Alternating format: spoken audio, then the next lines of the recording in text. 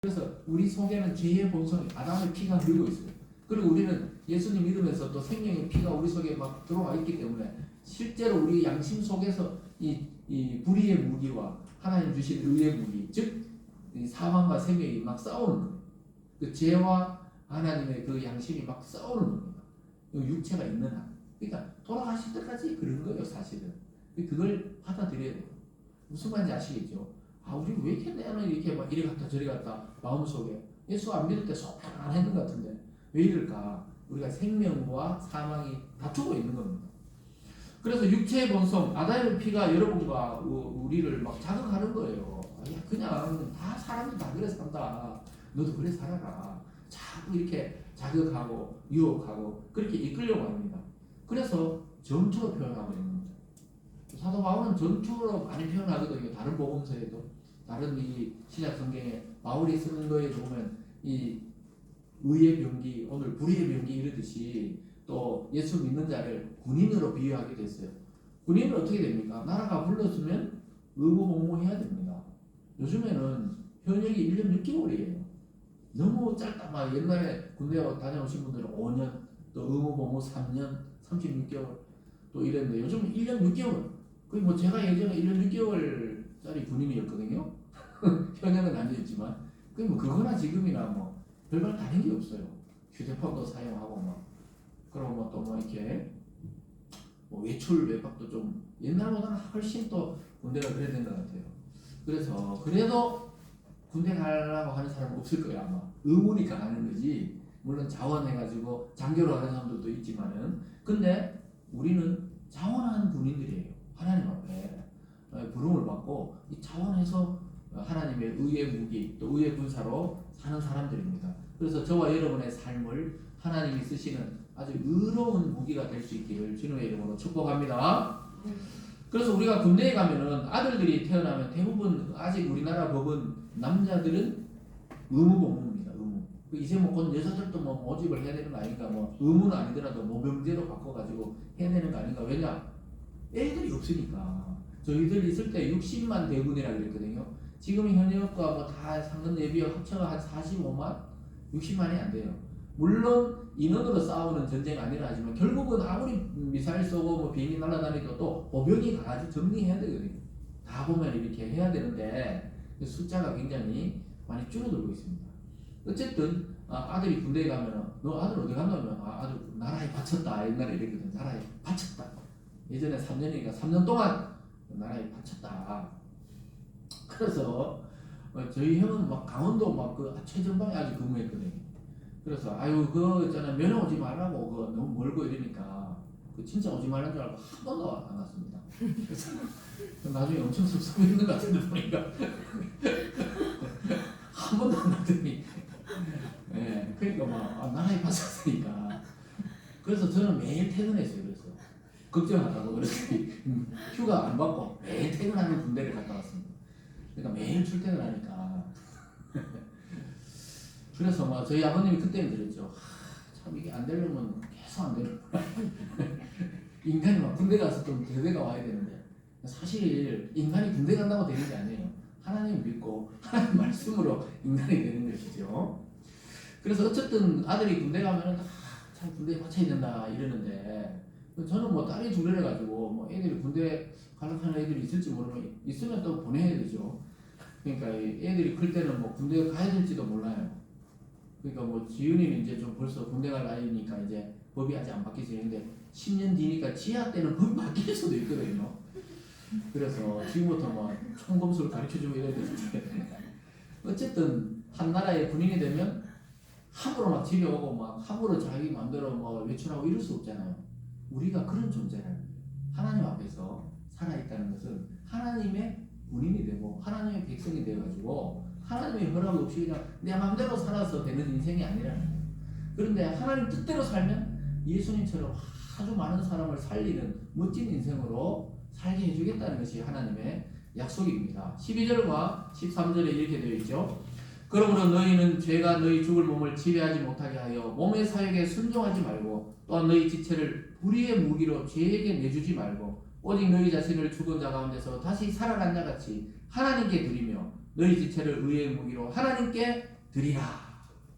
여러분의 시간, 여러분의 삶, 여러분의 물질을 지금 어디에 가장 많이 사용하고 있습니까? 그것이 자기의 하나님이에요. 내 시간을 가장 많이 쓰고 있는 것, 그것이 하나님이에요. 하나님. 진짜 하나님이 아니고 그게 자기가 믿는 하나님, 우상이다 이 말입니다. 내가 정말 내 인생을 투자하고 내가 정리를 다해야 되는 것은 하나님 앞에서 의의 무기로 드리라고 이야기하고 있어요. 우리의 남은 시간이 얼마 될지 몰라도 그걸 여전히 옛날처럼 살면 안 되죠. 그러니까 그 말은 뭡니까? 내 직업을 바꾸고 내 사업체를 바꾸라는 게 아니고 내가 똑같이 가는 그 회사에서 나는 하나님의 선교사다. 나 하나님의 복음 전하는 자로 여기 와 있지 내가 돈 버는 목적으로 와 있는 것이 아니라는 거예요. 그거는 물질은 따라온다 그랬잖아요. 예수님 원리가 그러잖아요. 먼저 그 나라 그를 구하면 너에게 더하여 주신다는 거예요. 보너스로 물질을 많이 주세요. 요셉은 하나님 말씀대로 살았는데 총리가 돼 그냥 주는 거예요. 다윗은 그냥 목동이었는데 하나님 말씀대로 사니까 나라를 통째로 주잖아요. 그런 건 전부 보너스지. 거기가 하나님이 되면 안 된다는 거예요. 근데 말세가 되면 돈을 사랑하고 자기를 사랑하고 다른 사람 미워하는 것이 인간의 특징이 되는데 요즘 가만히 보면 말세예요. 말세도 완전 끝머리 말세입니다. 사람들이 돈 때문에 사람을 죽이고 부모를 죽이고 자녀를 막 방치했다가 그냥 며칠 굶겨가 죽이고 막 이런 것이 전부 보면 자세히 보면은 자기를 사랑하고 돈을 사랑하는 게 악의 뿌리예요. 그래서 이 말씀처럼 하나님께 드리라는 거예요. 내 인생과 내 삶과 내 물질을 하나님이 이를 위해 투자할 때 하늘에서 그 상이 크다고 분명하게 이야기했는데도 그런 삶을 안 살라 그러면은 그건 하나님의 자녀인지 아닌지 좀 헷갈리는 것이죠. 그래서 여러분의 시간과 삶을 하나님 앞에 드려야 됩니다. 늘 자기 자신에게 질문해야 돼요. 누구가 그걸 물어보는 사람은 없어요. 여러분 스스로 나는 지금 어디를 향해 가고 있는가? 내 인생의 목적지에 마지막에 누가 서 있는가? 그 바로 하나님이 서 계셔야 성공한 인생입니다. 그렇지 않으면 늘 하나님과 상관없는 삶을 살고 있을 가능성이 높습니다. 그래서 궁극적으로 이미 구원의 은혜를 받은 자가 저와 여러분이 하나님을 믿고 예수님을 정말 믿고 있다면 궁극적으로는 하나님을 떠날 수가 없게 되어 있어요. 그런데 우리가 순간순간은 하나님을 로봇처럼 조종하는 게 아니거든요. 우리의 선택을 존중합니다. 아담과 하와가 선악과를 따먹는 것까지도 존중하셨어요. 그게 옳다는 건 아니겠지만 왜냐 하나님은 자기 만든 인간을 로봇처럼 그렇게 살아가기를 원하지 아니하시고 자원하시기를 원했던 것입니다. 그래서 바울이 말하듯이 여러 개 오늘 방금 읽어드렸듯이 몸의 사욕에 순종하지 말라고 이야기합니다. 몸의 사욕이 뭡니까? 전부 자기 본능대로 죄악대로 자기 욕심대로 살고 싶어하는 그 몸의 사욕에 자꾸 그렇게 나를 드리지 말고 하나님께 드리는 게 뭡니까? 말씀을 듣고 그 말씀대로 순종하는 것이 하나님께 드리는 자기 인생이 되는 것입니다. 그래서 여러분 몸이 원하는 것은 전부 뭐 배고프면 밥 먹고 또 있잖아요. 또 뭐 보고 싶으면 보고 하고 싶은 거 하는 것이 몸의 본능이잖아요. 그것대로만 살려고 하지 말고 하나님의 뜻대로 살려고 자꾸 그렇게 코드를 맞춰야 된다는 것입니다. 그래야 우리가 나중에 보면 정말 멋있는 인생이 돼요.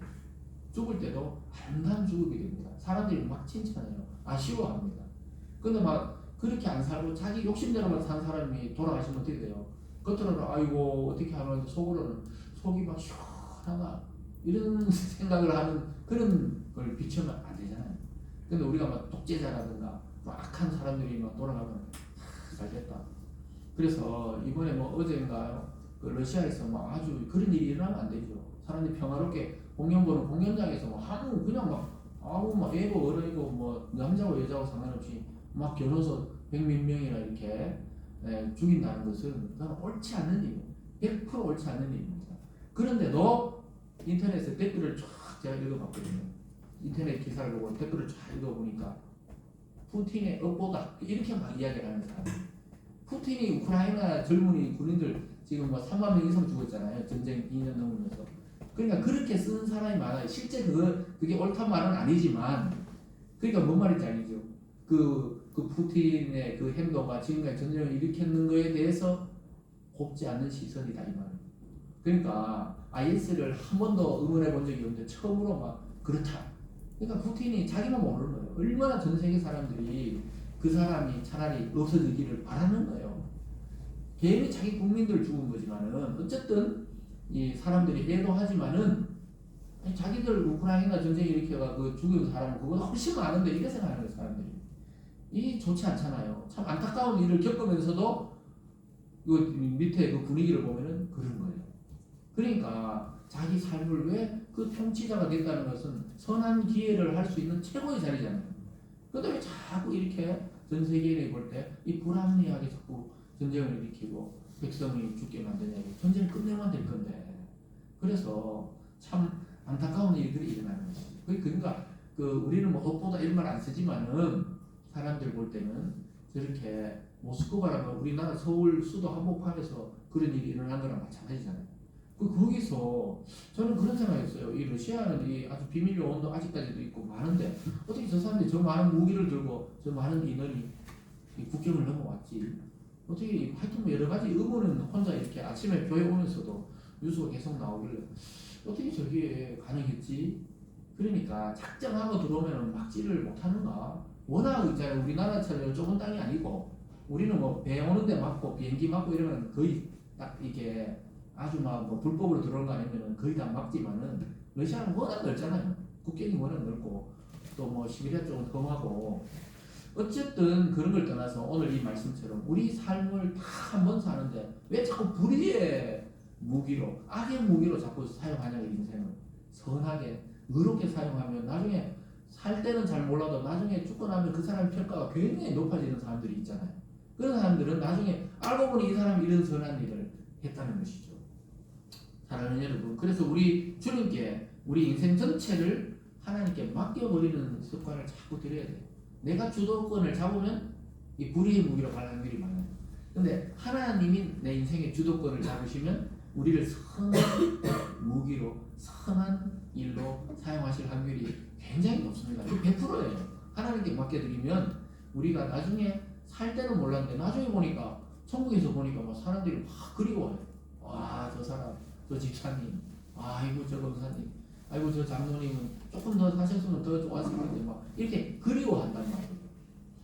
그래서 여러분 주님을 믿습니까? 그렇다면 여러분 더 이상 죽음에 대해서 죄의 이 사망의 그늘에 대해서는 두려워하지 마시기 바랍니다. 왜냐하면 주님이 살아나실 때 우리도 같이 살렸다니까요. 전부 예수 믿는 자를 같이 이미 살려버렸습니다. 그래서 저와 여러분이 지금 어디에 놓여 있는지 잘 봐야 돼요. 율법의 통치가 아니고 은혜의 통치. 은혜라는 건 뭡니까? 은혜라는 건 사랑을 말하는 겁니다. 높은 자가 낮은 자에게 베푸는 게 은혜예요. 그래서 부모의 은혜라 그러지 자식의 은혜 이렇게 말하지는 않거든요. 우리가 부모님의 사랑 또 저 할아버지 할머니의 사랑 이 위에서 밑으로 내려오는 걸 은혜라 그래요. 그래서 뭐 스승의 은혜, 부모님의 은혜, 나 실제 괴로움 다 잊으시고 뭐 이렇게 막 부르는 게 왜 그렇습니까? 위에서부터 내려오는 그 은혜라는 건 사랑이란 말과 동일한 말로 사용할 수도 있어요. 성경에서 하나님의 은혜 이러면은 뭐죠? 무조건적 하나님의 사랑을 말합니다. 부모님이 되어보기도 하고 자식이 되어보기도 하셨잖아요. 그러니까 부모님을 존경할 수밖에 없는 게 부모님이 없으면 내가 없는 거예요. 그러니까 옛날에 여성을 무시하는 건 굉장히 무식한 거예요. 여성을 무시했잖아요. 예전에는 좀 우리나라도 아직 뭐 그런 게 있는지 모르지만 정말 무식한 일이에요. 왜냐? 그 무시하는 여자의 몸에서 나온 게 남자 아닙니까? 자기도 그러면서 그러니까 더 존경하면 존중했지 무시받아야 될 존재가 아니라니까요. 여자 스스로도 자꾸 그렇게 하는 경우들이 많았는데 그런 거 안 돼요. 옛날에 이 강대상에 물 떠놓는 것도 여자들 절대로 못 올라가겠어요. 남자 장로님이나 안수지사님들이 목사님 물을 탁 지금도 제가 옛날 섬기던 교회에서는 그 탁 물을 탁 떠놓는 단벌이 있거든요. 그거 탁 떠놓습니다. 그건 좋은 전통이죠. 근데 여성들은 막 못 올라가겠다는 거예요 예전에는. 그러니까 참 신기해요. 하나님은 사람을 만들 때 남자와 여자로. 그러니까 사람은 하나인데 남자와 여자 두 종류로 만든 똑같은 가치를 가지는데 그 가만히 묵상해 보면 굉장히 무시하는 짓을 한 거예요. 자기가 그 무시하던 여자 몸에서 나오는 여자를 막 무시하고 그러니까 참 신기하죠. 그러니까 우리가 부모도 똑같은 가치, 아버지 어머니 똑같은 가치, 할아버지 할머니 똑같이 생각하면서 은혜를 입었다. 이렇게 생각하듯이 오늘 본문에서는 하나님의 은혜가 바로 하나님 무조건적인 사랑을 우리에게 베풀어 줬다는. 그래서 저와 여러분이 내가 좀 죄를 많이 짓고 옛날에 좀 적게 짓고 이런 걸로 구원을 막 차이가 나는 게 아니에요. 왜냐? 사랑은 그런 걸 싹 덮어버립니다. 그게 바로 14절인데요. 함께 읽어볼까요? 14절 말씀입니다. 시작. 죄가 너희를 주장하지 못하리니 이는 너희가 법 아래 있지 아니하고 은혜 아래 있음이라. 저와 여러분 율법에 막 통치, 그래 막 법으로 막 억제이잖아요. 법은 억제이는 거는 막 답답하게 하는 거거든요. 그 요즘 보면 막 감시 카메라가 엄청 늘어났잖아요. 도로에. 요즘에 골목에도 골목마다 있잖아요. 이게 막 속도 위반 그게 너무 많아져가 어떨 때 숨이 막히더라고. 좀 밟을 수가 없어요. 뭐 일부러 발락하는 게 아니고 이게 30인지 40인지 어떤 데는 또 50km 이 도로마다 달라가지고. 그리고 요즘에는 앞에서 찍는 게 아니고 뒤에서 딱 찍는 게 있잖아요. 후면 뒷면 번호판 요즘에 생겼더라고요. 우리 이거 서구청에서 집에 올라가는데도 보니까 이게 길 언제 생겼는데 보니까 후면 표지판 단속. 그러니까 우리가 앞에 잘 지나갔다 오는 게 아니고 그 속도를 위반해 지나가면 뒤에서 탁 찍는 게 이제 이야 진짜 막 이게 어느 도로가도 그래요. 요 옆으로 가는 골목길을 해놨어요 말이에요. 이쪽 쫙 지나가다 보면. 그래서 그게 법은 우리를 좋게도 하지만 때로는 숨을 막히게도 하잖아요. 근데 은혜는 그런 게 아니에요. 은혜는 변함없는 사랑, 무조건적인 사랑, 부모가 자식에게 내리는 사랑, 하나님이 우리에게 내리는 그 사랑. 그래서 저와 여러분을 조종하고 지배하고 통치하는 것은 죄가 아니고 이제 은혜가 저와 여러분을 통치하고 이끌고 있습니다. 그래서 이 치열한 영적 전투에서 우리는 반드시 승리는 이미 보장되어 있어요. 왜 그렇습니까? 이 대장이 이미 승리해버렸잖아요. 우리 대장 누구십니까? 예수님이 사망을 박살내시고 부활하셨잖아요. 대장이 승리하면 전부 그 졸개들은 같이 승리를 같이 누리듯이 예수님이 대장인데 승리해버렸어요.